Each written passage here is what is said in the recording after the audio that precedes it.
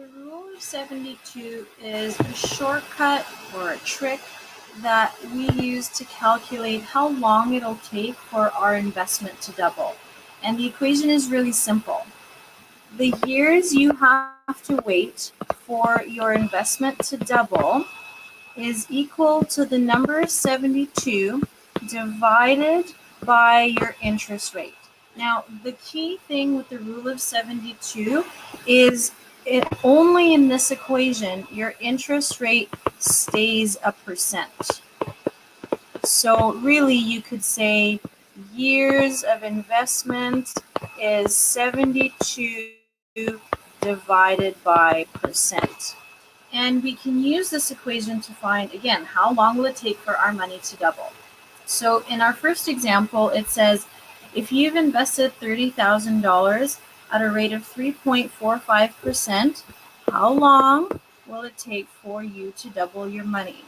Now, how much money you put into your investment is actually, it doesn't matter.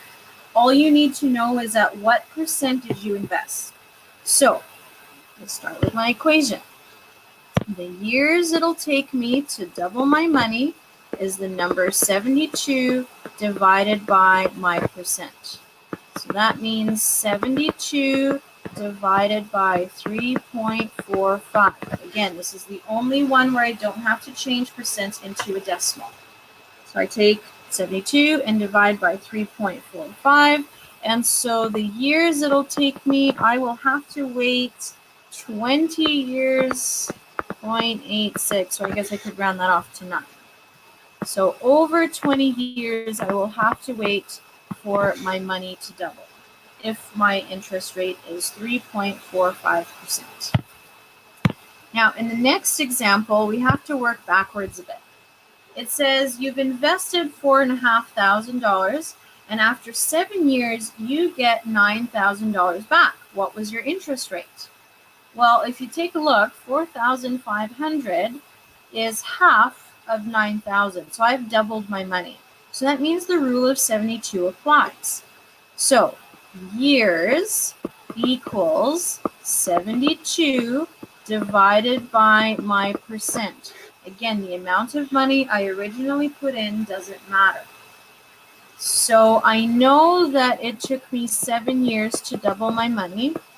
I know the number 72. I do not know my percent.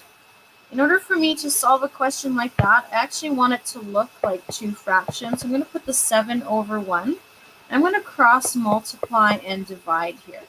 So instead of my percent, maybe it'll be better if I write just x here. So I'm going to write an x because I don't know my percent. So when I cross multiply, I'm going to get 7 times x. I don't know my percent. And then 72 times 1 is just 72. And then to get the x by itself, I got to do 72 divided by 7. So the percent that I'm looking for is 10.3%. That was my original interest rate.